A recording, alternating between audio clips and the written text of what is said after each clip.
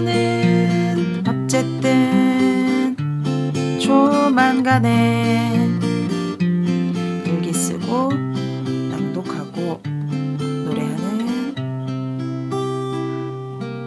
여기는 이내 책방입니다.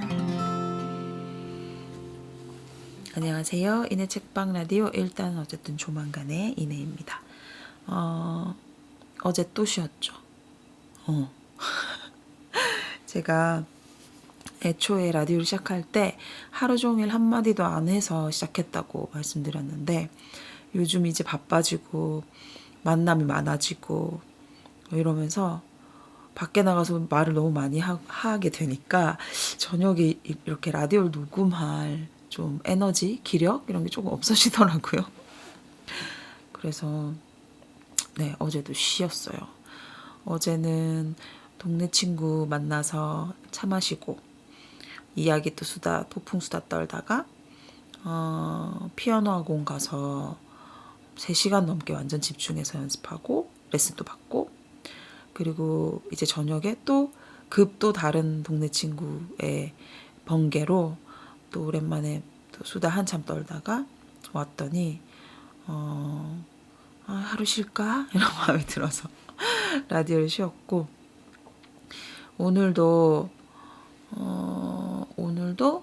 멀리 거의 제가 출근하는 학교 근처로 이사간 친구가 있어서 거기 그 동네까지 가서 친구들 만났거든요. 그래서 또 정말 수다를 한참 떨다가 와가지고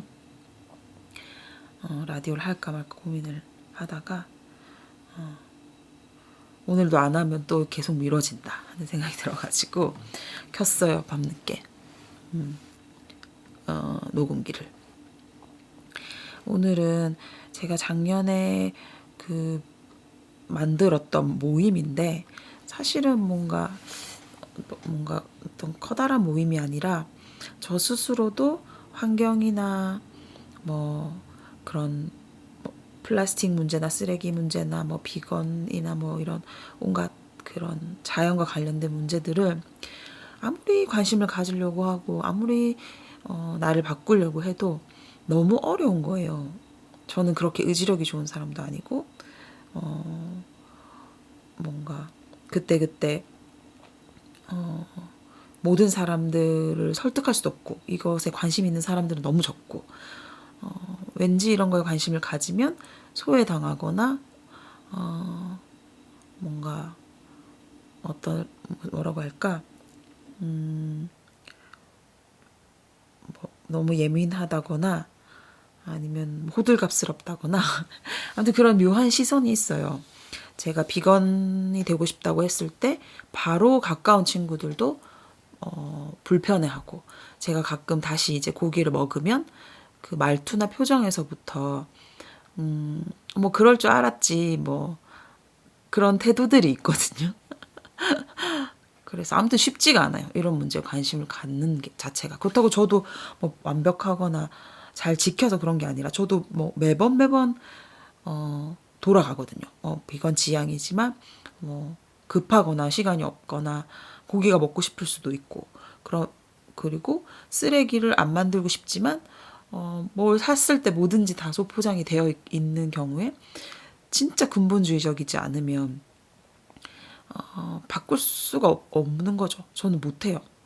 근데 이제 못한다고 생각하니까 더 약간 외면하게 되고 그런 세월이 진짜 길었죠. 그러다가 작년에 이런 문제들에 관심이 있어 보이는 친구들을 어디선가 마주칠 때마다 말을 걸었어요. 외롭지 이렇게. 왜냐하면 제가 외로움을 느꼈으니까. 뭔가 대단하게 잘 지키고 있는 사람들은 너무 대단한 것 같고 나랑은 다른 것 같고 그리고 관심은 있지만 너무 어려워하는데 이런 관심을 나눌 수 있는 사람은 주변에 찾기가 너무 힘들다는 걸 알고 있으니까 어디 모임에 가서 뭐 환경이라든지 뭐 이런 데 관심이 있다고 하는 소심해 보이는 친구들을 만나면 소심하다고 하면 좀 기분 나쁘려나 아무튼 슥 다가가서 물었어요. 외롭지 않냐고. 근데 다들 외롭다고 하더라고요. 그래서 그렇게 한 명 모아서 저까지 총 4명 이제 최근에 저희 동네 언니까지 이제 추가했는데 그 언니는 이제 본인의 일이 있으니까 이제 큰 언니처럼 시간이 될 때 같이 이렇게 해주곤 있는데 아무튼 이제 저보다 더 어린 그 세대의 친구들을 2주에 한 번씩 만나면서 뭐 관심사를 나누고 책을 꼭 읽고 만나요. 근데 책에 대한 얘기는 진짜 조금만 하고 모여서 이제 근황을 얘기하는데 그런 서로 나누고 싶었던 것들이 너무 가득하고 그런 자기가 나누고 싶은 거를 다른 데 가서 나누면은 그렇게까지 반응이 없는데 우리는 다 그것에 대해서 너무 반응을 서로 하니까 그 시간이 되게 아무런 생산적인 시간이 아닌데도 그 시간이 너무 좋았었거든요. 작년 한 중반부터 시작해서 이제 한 해를 마칠 때 돌아봐서 작년에 올해 제일 잘했던 게 뭐지 했을 때 그 모임을 함께 한 것이었어요. 저는 개인적으로 그랬었는데 이제 코로나 사태 직전에 우리가 모여서 뭔가 으쌰으쌰 해보자, 새로운 단계로 나아가보자, 실제로 영향력이 있는 그런 모임을 만들어보자 라고 얘기를 하고 바로 코로나 시작돼가지고 2월쯤이었나 그때가 3, 4, 5, 6 4개월 만에 오늘 보게 된 거예요. 그래서 너무너무 좋았어요. 각자가 가지고 있는 그런 삶의 변화들이나 뭐 생각하는 것들을 한 명 한 명 이렇게 얘기할 때마다 저는 자꾸만 눈물이 날려가는 거예요. 그래서 뭔가 들키지 않으려고 눈을 부릅뜨고 얘기를 들었어요. 너무너무 좋은 시간이었고 뭔가 또 앞으로 뭐 계획이 있다거나 거창하게 어떤 일을 하겠다거나 그런 건 아닌데 그냥 관심사가 비슷한 사람들이 관심사가 변해가더라도 그게 서로 영향을 잘 주고받는 시간인 것 같아서 앞으로도 뭐 큰 그림 없이라도 만나서 그냥 이런 이야기 나눌 수 있다는 것만으로도 너무 좋았던 것 같아요. 네. 그리고 먼 길을 그렇게 갔다가 다시 먼 길을 돌아와서 하루를 걸은 라디오 녹음을 하고 있습니다. 어쨌든 낭독은 아직 안 정했는데 뭐 하지? 조만간의 노래는 생각해보니까 제가 러브송을 안 했더라고요. 그래서 다른 데서 러브송을 최근에 불렀는데 이거 안 한 것 같은데 싶어가지고 오늘 러브송을 불렀습니다. 네. 그러면 제가 낭독을 찾아본 다음에 다시 찾아볼게요. 어쨌든 낭독. 오늘은 특별히 준비하지 않고 손에 잡히는 삶을 바꾸는 책 읽기. 정혜윤 작가님의 책 중에 펼쳤는데 그냥 눈에 들어왔던 좋았던 부분을 읽겠습니다. 여기가 162페이지 읽어볼게요. 책을 오래 기억하려면 읽을 때 일단 주의 깊게 읽고 자꾸 생각하는 과정이 필요하겠지요. 책에서 최고의 것을 받으려면 관찰력과 상상력이 필요합니다. 상상력은 기발한 아이디어가 아닙니다.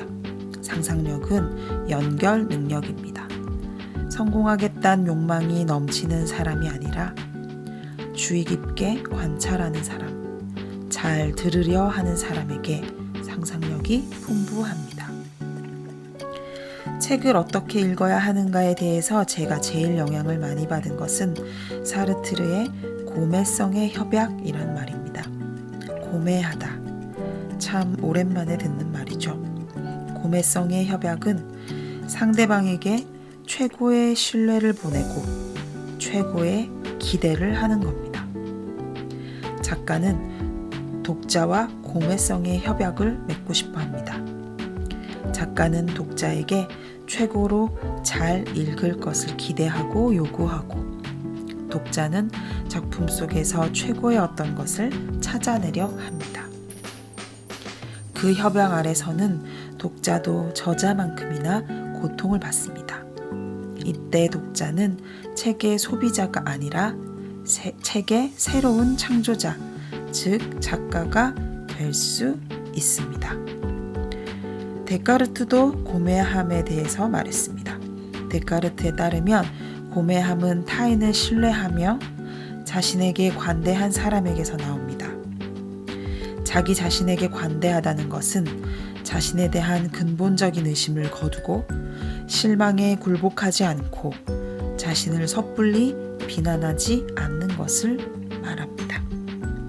괄호 열고 자신을 섭불리 비난하는 마음속에는 조금 지나치게 비난해서 에이 그건 아니지 하면서 자기를 용서하자는 생각도 있으니까요. 괄호 닫고 자기 선택과 자유에 대해 책임을 지는 것은 귀찮고 번거로운 일이 아니라 고귀한 일이란 것을 아는 사람이 고매한 사람입니다. 고매한 사람이 따로 있는 게 아니라 고매한 태도를 가진 사람이라면 누구나 고매합니다. 전문적인 지식을 가진 사람이 최고의 독자가 아니라 고매한 태도를 가진 독자라면 누구나 책에서 최고의 것을 가져가는 최고의 독자가 될 수 있습니다.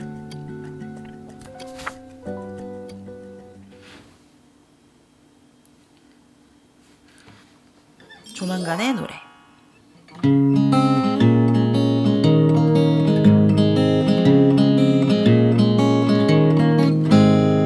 하나, 둘, 셋, 넷. 그대는 나무가 좋다고 말했어요. 그대는 산책이 좋다고 말했어요.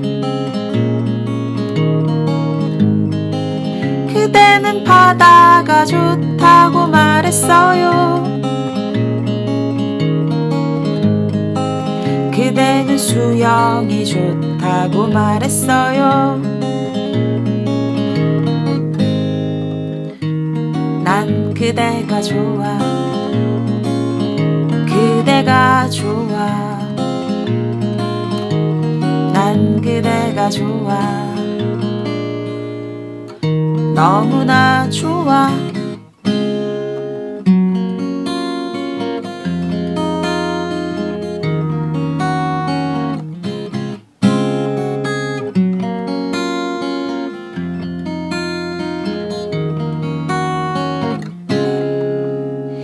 One, two, three, four. 나무를 보면서 그대를 생각해요. 산책을 하면서 그대를 생각해요. 바다를 보면서 그대를 생각해요. 수영을 하면서 그대를 생각해요. 난 그댈 생각해. 그대 생각해. 난 그댈 생각해. 그대 생각뿐. 난 그대가 좋아. 그대가 좋아. 난 그대가 좋아. 너무나 좋아. 라라라라라라 라라라라라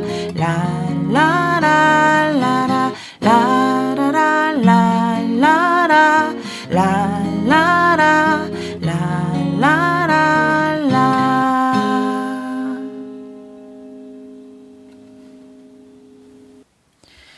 네, 오늘은 여기까지입니다. 러브송을 부른 이유는 제가 정말로 모든 배움과 모든 좋은 것들은 다 다른 사람이나 뭔가 바깥을 통해서 왔거든요. 이거 말이 갑자기 안 되지. 결국은 이 얘기를 해야겠다. 제가 어릴 때 엄마가 엄청 산에 많이 데리고 돌아다녔대요. 스트레스 받을 때마다 자연에 갔는데 어린 저를 손 잡고 그냥 간 거죠. 근데 그래서 막 꽃 이름이랑 나무 이름이랑 이런 거 되게 많이 알려주고 그랬었단 말이에요. 근데 저는 관심이 하나도 없었어요. 풀이고 나무고 꽃이고 이런 거에. 근데 제가 기억하는 거는 그거를 얘기해주는 엄마의 목소리, 뭐 표정, 뭐 그런 것들이거든요. 제가 사랑하는 장면은. 그래서 결국 이제 와서 제가 자연에 관심을 가지게 된 거는 그 엄마 때문이 아닐까 그런 생각이 들어요. 그런 것처럼 제가 너무나 좋아하는 사람이 읽고 있는 책, 그거에 사랑에 빠지게 되고 내가 너무너무 좋아하는 친구가 좋아하는 노래가 그제서야 귀에 들리고 거의 그런 식으로 인식을 하고 살아왔단 말이죠. 그래서 러브송은 그런 노래입니다. 그런데 오늘 제가 아까 얘기한 그 오랜만에 만난 친구들이 막 감탄하고 행복해하고 뭔가 발견했고 막 그런 이야기들을 전해줄 때 그것만으로도 너무 행복해져서 그래서 러브송을 불렀던 것 같아요. 그리고 오늘 사실은 저희가 정혜윤 작가님의 정혜윤교의 예배 같은 시간을 보냈거든요. 진짜 웃겼어요. 약간 다들 정혜윤 작가님을 좋아해서 그 팟캐스트 최근에 들었던 거 그거 다 공유하고 그것 때문에 또 새롭게 알게 된 정혜윤 작가님이 나오는 팟캐스트를 전달받은 누군가가 거기에 대해서 정말 빼곡하게 정리한 내용을 얘기해줘서 제가 정혜윤 교회 전도사님이라고 그래서 다 같이 은혜를 받고 와서 약간 그냥 진짜 손 뻗어서 걸리는 책 꺼냈는데 정혜윤 작가님 책이었고 그 중에서도 고매성의 협약 부분을 읽었어요. 뭔가 내가 소중히 여기는 만큼 소중해지잖아요. 세상 모든 것이. 그런 태도는 뭐 어렵고 잘 안 되고 거의 뭐 24시간 중에 가능한 거는 10% 밖에 안 될지도 모르겠지만 하루 중에서도. 그래도 그 고매성을 지키려는 혹은 그렇게 되려는 그게 10% 밖에 안 된다고 염세주의적으로 생각하지 않고 싶고 그것 때문이라도 좀 살아갈 수 있는 힘이 됐으면 좋겠다는 그런 생각이 하면서 오늘은 여기까지 하겠습니다. 이제 월요일이 오네요. 시간의 변화 따위 중요하진 않지만 계속 흘러가는 시간 속에서 우리가 붙들어야 할 것은 다시 시작하는